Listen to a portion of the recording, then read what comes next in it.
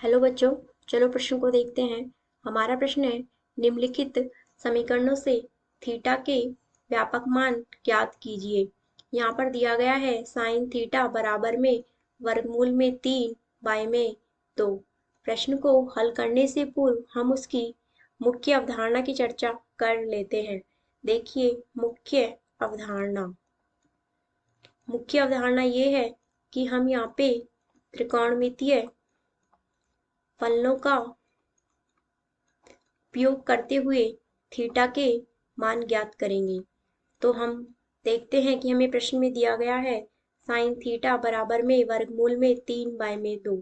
इस तरीके से अब हम यहाँ पे लिख सकते हैं साइन थीटा बराबर में साइन पाई बाई में 3। हम जानते हैं कि साइन के पाई बाई 3 का मान क्या होता है, वर्गमूल में 3 बाई में 2।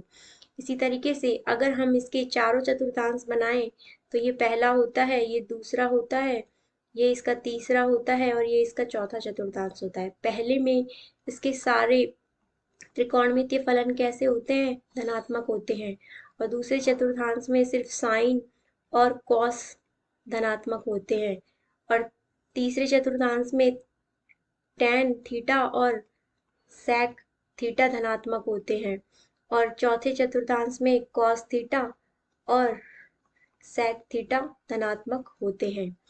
तो अगर हम पहले चतुर्थांश की बात करें तो हम देख सकते हैं कि यहाँ पर साइन थीटा क्या होता है, धनात्मक होता है। तो हम पहले चतुर्थांश के लिए लिखेंगे यहाँ पे साइन थीटा बराबर में साइन 2n पाई प्लस में पाई बाई में 3। यहाँ पे n बिलोंग्स टू जेड, मतलब n बराबर क्या हो सकता है, 0, 1, 2, 3 एटसेट्रा, इस तरीके से। तो अगर हम यहाँ पे देखें n बराबर 0 पे देखते हैं तो साइन थीटा का मान निकलेगा साइन पाई बाई 3, जो कि हमने दिखाया है पहले वाले इसमें। इसी तरीके से अगर हम n बराबर 1 रखेंगे तो हमारा निकलेगा 2 पाई प्लस में पाई बाई 3। इस तरीके से एक चक्कर पूरा होके फिर वापस से उसके पहले चतुर्थांश में आ जाएगा। अब हम इसके दूसरे चतुर्थांश की बात करेंगे तो देखते हैं कि साइन थीटा बराबर में हम लिख सकते हैं यहाँ पे sign 2n plus 1 pi minus में पाई बाई में 3।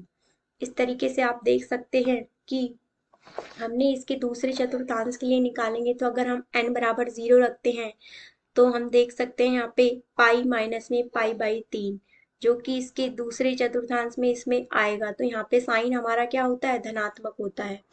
इस तरीके से हमारे पास थीटा के दो व्यापक मान आ जाएंगे।